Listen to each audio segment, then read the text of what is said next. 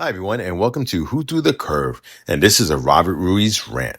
And today we're going to be talking about bipolar disorder. Scientists have pinpointed the brain areas that drive mood bias.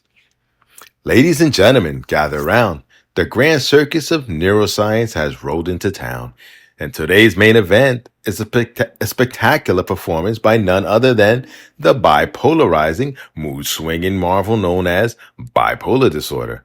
Watch in awe as scientists, those white coat wearing magicians of the modern age, reveal the mysterious brain regions that orchestrate this emotional symphony.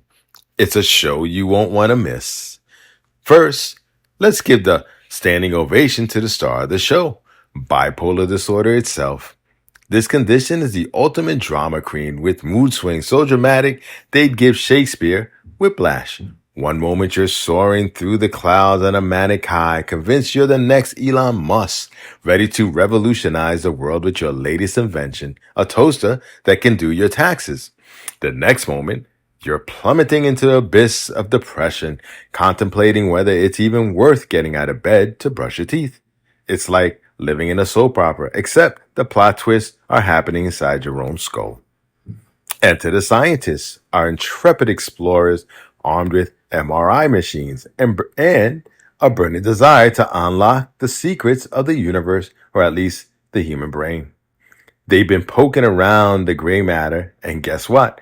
They struck gold. Yes, they pinpointed the exact brain areas responsible for the mood bias in bipolar disorder. Drumroll, please. The brain regions in questions are none other than the prefrontal cortex and the amygdala.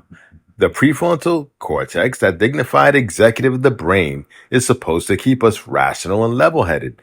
But in the case of bipolar disorder, it's like having a CEO who decides to throw the company into chaos because, hey, why not?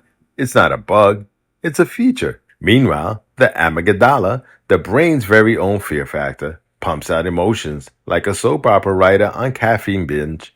Together, these areas create a cocktail of emotions that would make even the most seasoned bartender blush. Now, let's talk about the prefrontal cortex for a moment. This brain region is like the responsible adult in the room, the one who reminds you to pay your bills and not eat ice cream for breakfast.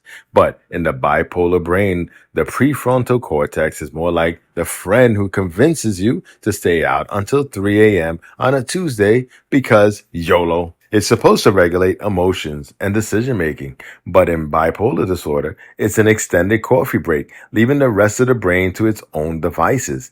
And then there's the amygdala, or should I say amygdala, the drama queen of the brain.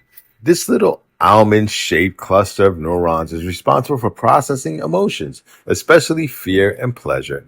In a brain without bipolar disorder, the amygdala is like a well-behaved child at a fancy dinner party. But in the bipolar brain, it's more like a toddler on a sugar high, running around, screaming and demanding attention. It's no wonder that people with bipolar disorder experience such intense, unpredictable mood swings. But wait, there's more.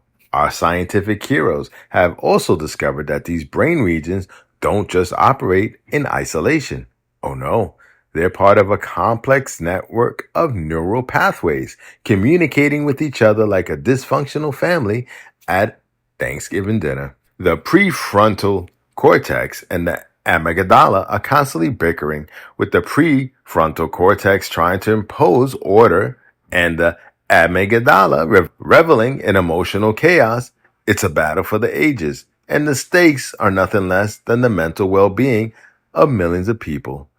So what does this all mean for the future of bipolar disorder treatment?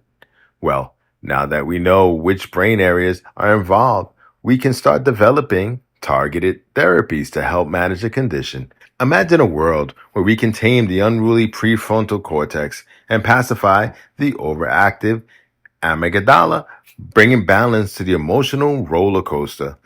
It sounds like science fiction, but the pace of the modern research, it might not be as far-fetched as it seems. In the end, the discovery of the brain areas that drive mood bias in bipolar disorder is a monumental step forward in our understanding of this condition. It's a testament to the ingenuity and perseverance of the scientists who continue to unravel the mysteries of the human brain one neuron at a time, and why bipolar disorder may be a dramatic, unpredictable, and often challenging condition, there's hope on the horizon. So let's raise a glass to the prefrontal cortex and the amygdala, those unsung heroes of the brain, to the scientists who are working tirelessly to bring order to the chaos. Cheers. And thank you for listening to Who Threw the Curve. Don't forget to like us, subscribe, and share us. Thanks.